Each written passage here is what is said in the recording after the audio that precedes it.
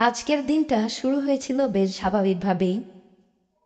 সকালের রান্না বান্না, বাসার কাজ সব ঠিকঠাকই চলছিল। কিন্তু দুপুরে হঠাৎ করেই এমন কিছু হলো যা আমাকে ভীষণ কষ্ট দেয়। আমার জামাই, যে কিনা আমার সবচেয়ে আপন মানুষ, আজ আমার সাথে খুবই খারাপ আচরণ করলো।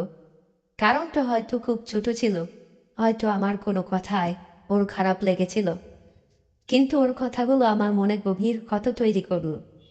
আমি চুপ করে শুনলাম, কিছু বলিনি। মনে মনে ভাবছিলাম, আমি তো তোমার ভালো চাই, তাহলে কেন তুমি আমাকে বুঝতে পারছো না? দুপুরের পর থেকে মনটা আর কিছুতেই বসছিল না। কাজ করছিলাম, কিন্তু ভেতরে এক অজানা চাপা ব্যথা। কখনো মনে হচ্ছিল ওকে জিজ্ঞেস করি তুমি এমন কেন করলে, আবার মনে হচ্ছিল নীরব থাকাই ভালো। সন্ধ্যায় ও যখন বাড়ি ফিরল, তখন আমি নীরব। মুখে হাসি ছিল না, কোনো অভিযোগও ছিল না।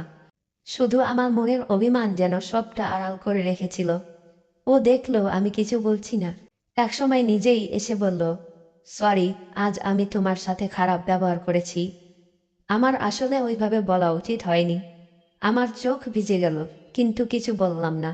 শুধু মনে মনে ভাবলাম, ভালোবাসার সম্পর্কগুলো এমনই, কখনো কষ্ট দেয়, কখনো মুছে দেয়।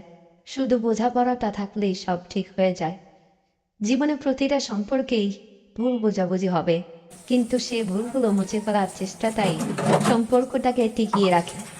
ভালোবাসার নীরব অভিমান থাকুক, কিন্তু সম্পর্কটা যেন কখনো দূরে না সরে যায়।